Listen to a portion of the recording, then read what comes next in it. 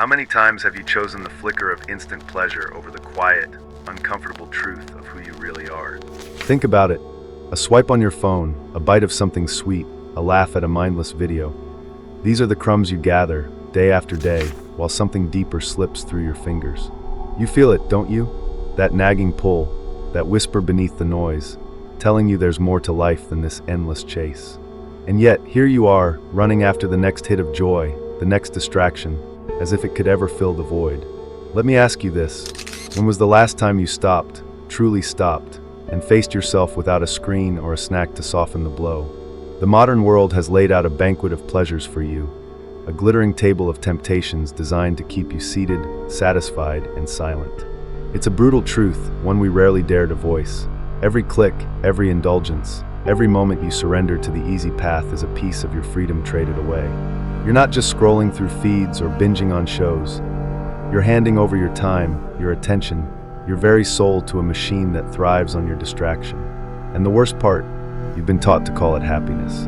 They've dressed it up in bright colors and catchy jingles, but beneath the shine, it's a transaction. You pay with your potential, and the receipt is a life half-lived. Picture this. A man, let's call him Alex, sits on his couch every night, the glow of the TV painting his face in shades of blue. He's 35, works a job he tolerates, and dreams of writing a book, of traveling, of leaving a mark. But the day ends, and the remote is in his hand before he can think twice. One episode turns into 5, the hours bleed away, and the story in his head stays unwritten. The next morning, he wakes up tired, scrolls through his phone, and tells himself he'll start tomorrow. Sound familiar? Alex isn't lazy, he's trapped.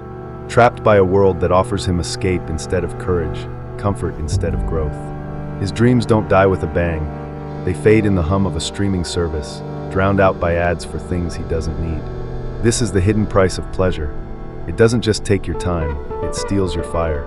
You feel it too, don't you? That shadow growing inside you, stretching longer with every hour you spend chasing what's easy instead of what's true.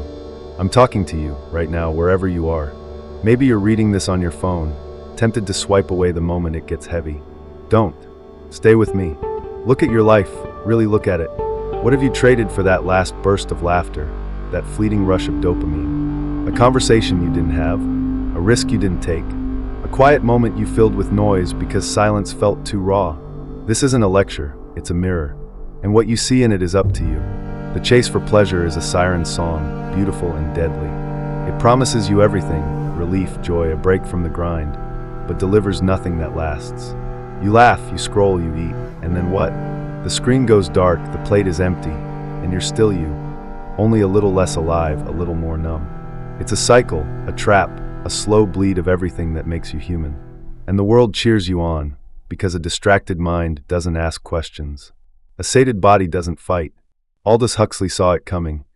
A future where we'd drown in pleasures so shallow they'd choke us without us even noticing. He didn't need to imagine monsters or chains. He knew the soft tyranny of a good time would be enough. So here's the question burning at the heart of it all. What are you losing while you chase these fleeting highs? Your dreams? Your voice? Your chance to become the person you secretly know you could be? Pleasure feels like a friend, warm and inviting, but it's a thief in disguise, slipping away with pieces of you while you smile.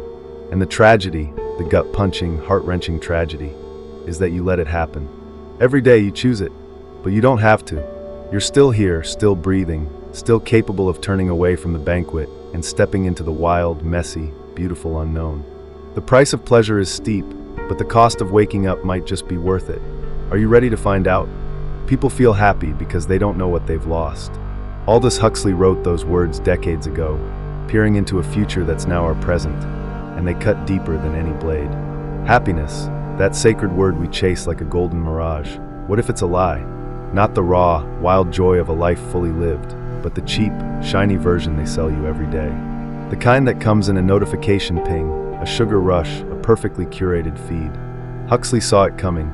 A world so drenched in pleasure that we'd forget what it means to feel anything real. So let me ask you, what if the happiness you cling to is just a pretty cage, locking you away from the truth? Look around. The modern world isn't built to free you. It's designed to pacify you. You're not a person anymore. You're a consumer, a data point, a pawn in a game you didn't sign up for. The brutal, unvarnished truth is this. your desires aren't even yours. They're scripted by algorithms, shaped by ads, whispered into your ears by voices you'll never meet. That new gadget you crave, that show you can't stop watching, they're not accidents, they're chains forged to keep you docile. Huxley didn't need to invent a dystopia. He just described what happens when pleasure becomes a god.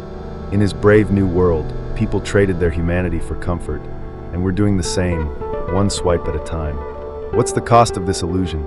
Everything. Your mind, once a vast, untamed landscape, is now a playground for someone else's profit. Your heart, meant to ache and soar, is dulled by a steady drip of instant gratification. You think you're happy because the screen says you should be, because the world applauds your distractions. But happiness without struggle, without meaning, is a hollow shell. Huxley knew it. True freedom comes with pain, with questions, with the messy beauty of a life unscripted. And yet, here we are, choosing the cage because it's warm and the bars are painted gold. Tell me, when did you decide that this was enough? Imagine a world where no one cries, no one doubts, no one wonders.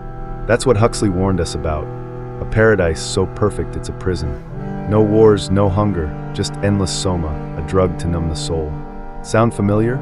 Our soma isn't a pill, it's a playlist, a meme, a double tap on a stranger's photo.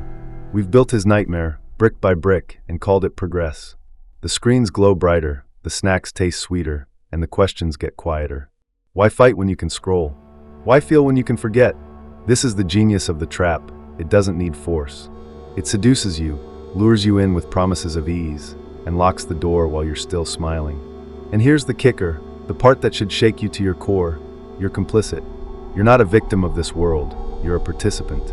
Every time you choose the easy laugh over the hard truth, you tighten the bars. Every time you let the algorithm decide what you see, what you think, you hand over another piece of yourself. Huxley didn't blame the system alone. He blamed the people who love their chains too much to break them. Are you one of them? Are you so in love with the illusion that you'll defend it, even as it strangles you? Or do you feel the weight, that faint, restless itch telling you this isn't what you were meant for? This isn't just philosophy, it's a reckoning. The cage isn't locked, not yet. Huxley's vision is a warning, not a sentence. But the clock is ticking, and the pleasures pile higher, burying you deeper in their soft, suffocating embrace. Picture it, a life where you never wake up, never hurt, never grow, just drift, smiling into oblivion. That's the end game of this illusion, and it's closer than you think.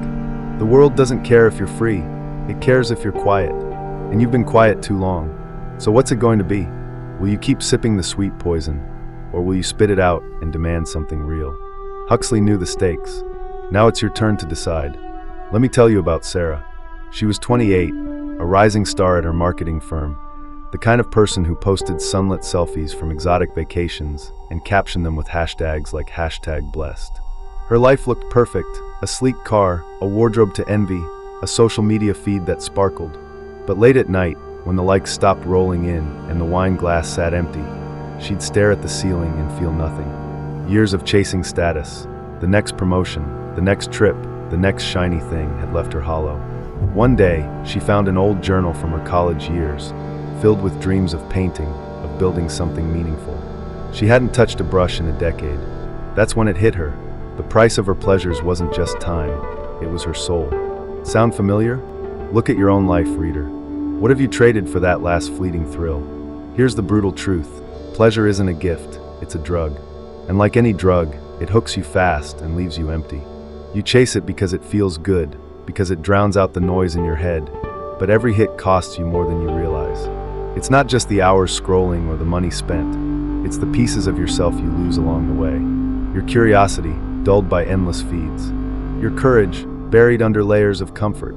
Your voice, silenced by a world that rewards distraction over depth. You don't see the bill piling up because it's written in invisible ink, until one day, like Sarah, you wake up and wonder who you even are. Take a step back. Look at your hands right now. What are they holding? A phone? A snack? A remote? These aren't just objects. They're the tools of your surrender. You, yes you, are paying a price every time you reach for them instead of reaching inward. What did you give up today for that quick laugh, that sugary rush, that mindless escape? A moment to think? A chance to feel? A dream you've buried so deep you've forgotten its shape? I'm not here to judge you. I'm here to wake you up. The world won't tell you this, because it profits from your blindness. But I will. Every pleasure you chase is a thief, slipping away with something you can't afford to lose. There's science behind this, a cold, hard mechanism ticking in your brain. Psychologists call it the dopamine trap. Every ping, every bite, every like floods your system with a chemical high, a little burst of joy that fades fast. So you go back for more and more until you're not even choosing. You're just reacting, a puppet on strings you can't see. It's addiction, plain and simple, dressed up as freedom. The pleasure feels like yours, but it's a leash, pulling you further from the person you could be. Sarah didn't just lose her art. She lost her ability to want it, drowned in a sea of instant fixes. And you? How long has it been since you wanted something real, something hard, something that didn't come with a next-day delivery? This is where the emotion hits, where the stakes rise. You hear it, don't you? That whisper inside, faint but persistent, begging you to stop, to listen, to fight. It's your soul, screaming through the static of a world that wants you numb. Pleasure promises to soothe it, but it's a liar, it smothers instead. Every time you say yes to the easy path, you say no to the fire that makes you human.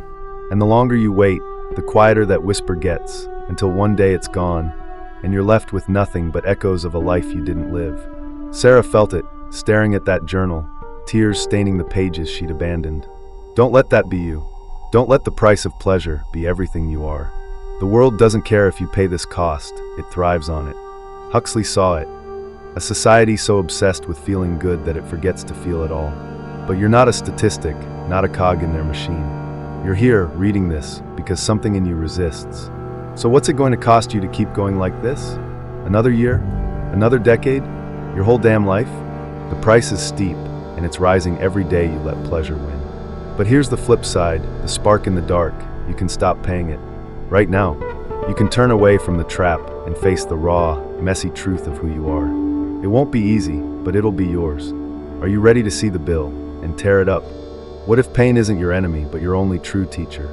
Stop for a second and let that sink in.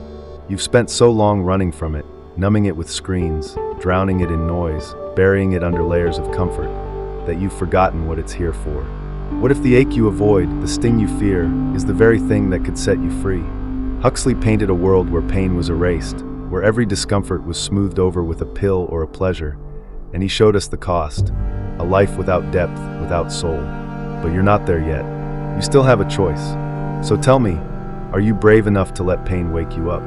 The philosophy is simple, yet it cuts like a blade. Freedom isn't found in ease.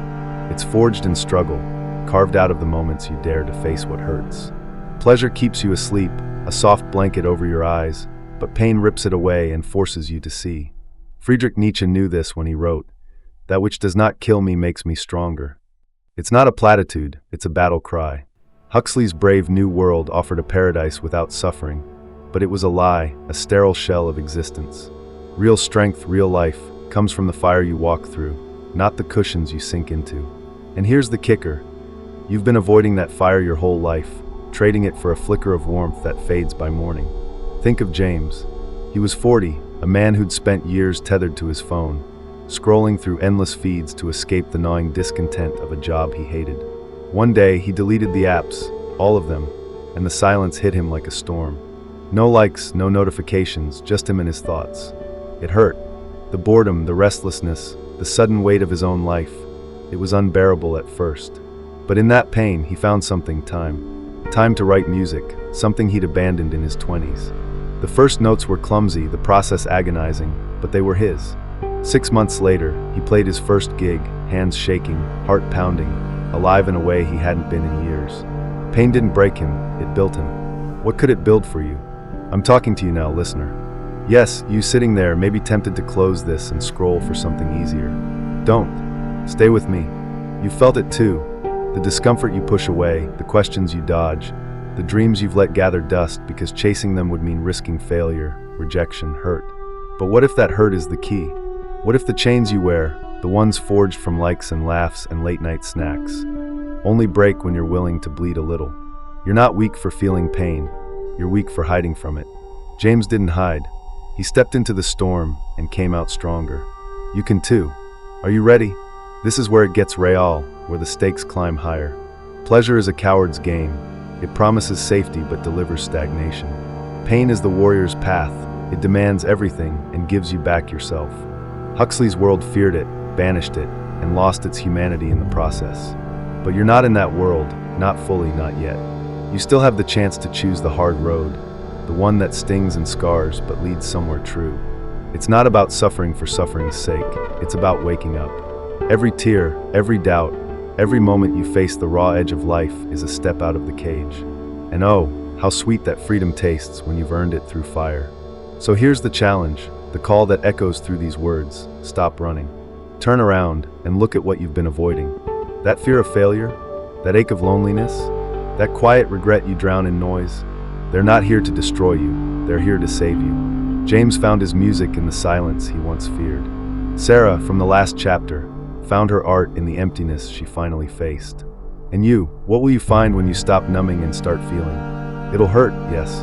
It'll burn, but it'll be yours. The price of pleasure is a life half-lived. The price of pain is a life reclaimed. Which will you pay? The choice is now, listener, and it's yours alone. Step into the fire and rise. Time is slipping away. Right now, as these words burn into your eyes, the world is clawing at you, desperate to pull you back into its glittering web of pleasures. It's a relentless tide, the hum of your phone, the lure of a screen, the sweet whisper of escape, and it's tightening its grip with every breath you take. This isn't a gentle nudge, it's a war for your soul. The clock ticks louder, the stakes climb higher, and here you stand, teetering on the edge of a choice that will define you. So let me ask you, with all the urgency this moment demands, will you one day look in the mirror and say, I lived, or will you only mutter, I drifted? The truth is merciless, and it spares no one. Most people won't break free. They'll sink deeper into the quicksand of comfort, clutching their illusions like lifelines, because the poison of pleasure is too sweet to resist. They'll trade their years for likes, their dreams for distractions, their lives for a numbness they'll call happiness. Huxley saw it, a world where freedom is bartered for safety, where the cage is so cozy no one bothers to rattle the bars. That's the fate waiting for the masses, a slow fade into oblivion, smiling all the way. But you're not them. You're here, reading this, because something in you rebels, something in you hungers for more. Don't let it die. Don't let the world win. Feel the weight of this moment. It's not abstract, it's personal. I'm speaking to you, right where you sit, right where you breathe. You've tasted the illusion, the fleeting highs, the empty lows, and you know it's not enough. You've paid the price of pleasure in quiet moments of regret, in the dreams you've shelved, in the voice you've silenced. But you're still standing, still fighting, still capable of choosing. What's it going to be? Another hour lost to the scroll, another day dulled by the easy fix? Or will you rip yourself free, tear through the haze, and claim the life that's yours? This isn't a suggestion, it's a demand.